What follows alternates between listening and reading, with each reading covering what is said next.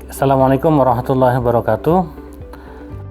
Selamat datang adik-adik semua, mahasiswa semua di Laboratorium Fisika Material dan Instrumentasi.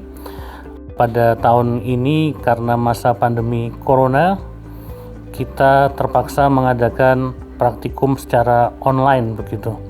Dan Laboratorium Fismatel kita melayani dua macam laboratorium, yaitu laboratorium pendidikan dan laboratorium penelitian, dan insya Allah nanti kalian akan mengalami dua praktikum, yaitu praktikum fisika zat padat dan praktikum elektronika yang akan diselenggarakan secara online dengan media video.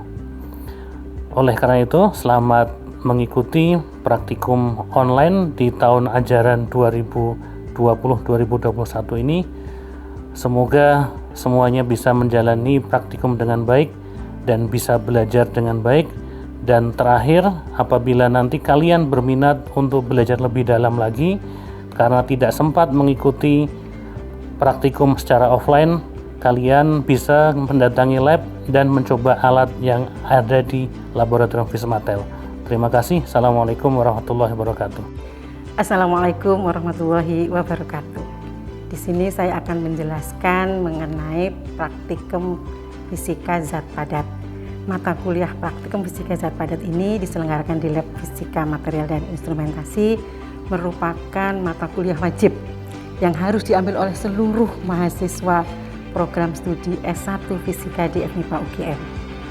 Mata kuliah praktikum fisika zat padat ini dalam struktur kurikulum Fisika S1 FMIPA UGM ada dirancang pada semester ke-6 setelah mahasiswa mengambil kuliah Fisika Zat Padat 1 di semester ke-5.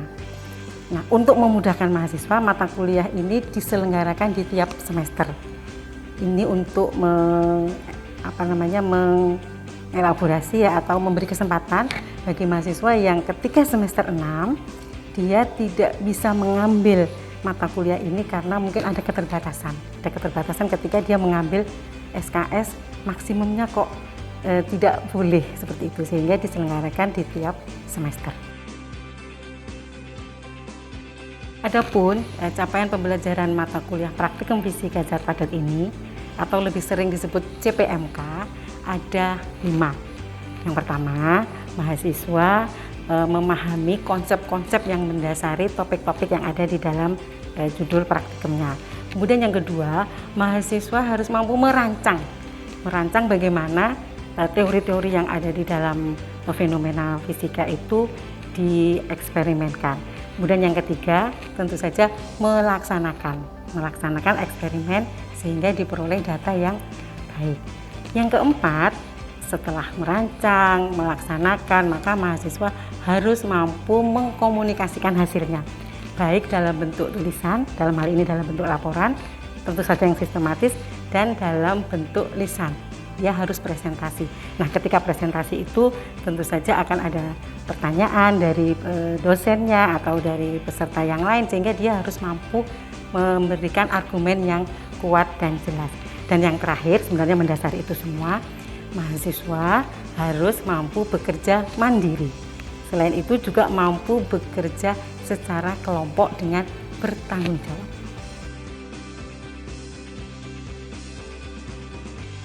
Dalam praktikum fisika zat padat itu ada 6 ya, ada 6 judul yang ditawarkan.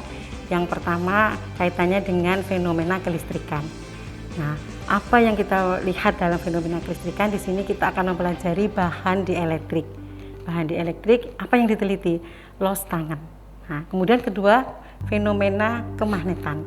Dalam fenomena kemagnetan ini, di sini ada eksperimennya bagaimana mau mengukur suseptibilitas bahan magnet. Suseptibilitas bahan magnet nanti yang akan digolongkan bahan magnet itu ferromagnetik, paramagnetik maupun diamagnetik.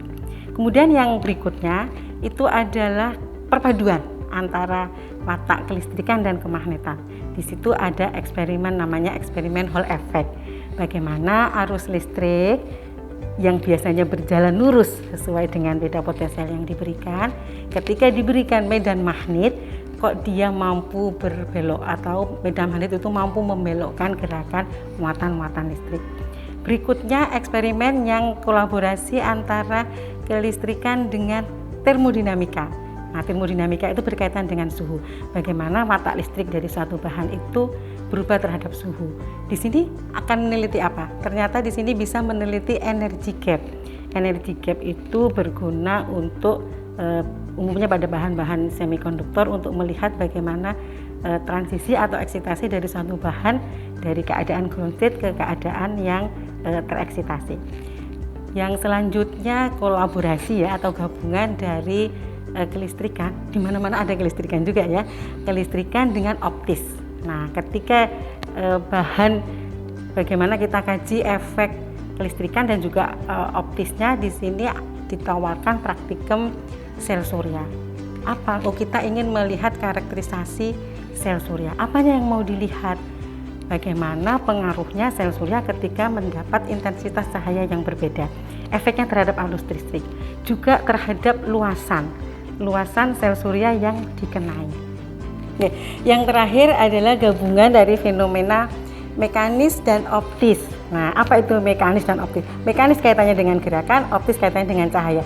Apa yang bergerak? Nah, di sini akan dilihat gerakan molekul. Bagaimana gerakan molekul di dalam satu medium.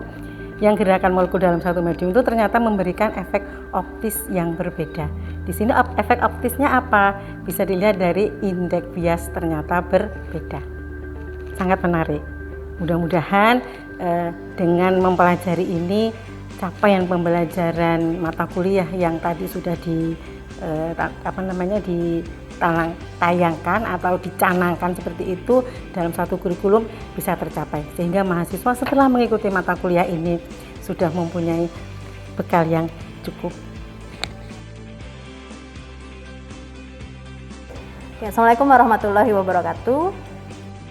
Jadi apa yang berbeda dari praktikum fisika zat padat secara daring ini dengan yang biasa luring?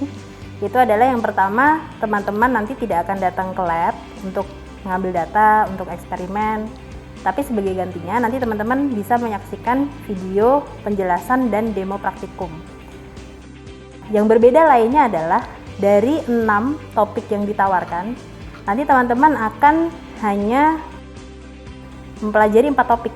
Yang pertama topik tentang energi gap dari semikonduktor atau LED, lalu tentang fenomena kemagnetan efek Hall. Juga nanti teman-teman mempelajari sifat bahan dielektrik dengan tema los tangan dielektrik. Yang terakhir teman-teman akan mempelajari karakteristik dari sel surya. Yang semoga 4 bahan itu bisa mewakili kompetensi teman-teman di fisika zat padat. Nah, lalu teknisnya bagaimana praktikum daring nanti?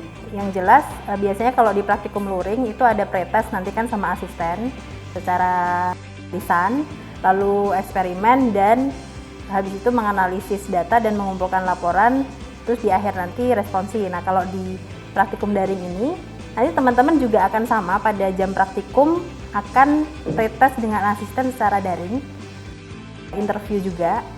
Nah, tapi habis itu teman-teman nanti lihat video praktikum, demo praktikum. Lalu data yang dianalisis bagaimana? Nanti kami akan sediakan data sekunder yang sudah diambil oleh para asisten untuk teman-teman analisis, kayak gitu. Nah, nanti mengumpulkan laporannya juga via platform e-learning. Kita nanti akan menggunakan Google Classroom. Lalu responsinya pun nanti secara daring juga dengan dosen. Jadi seperti itu perbedaannya. Selamat menjalani praktikum, semoga mendapatkan hasil yang sesuai dengan capaian pembelajaran praktikum ini.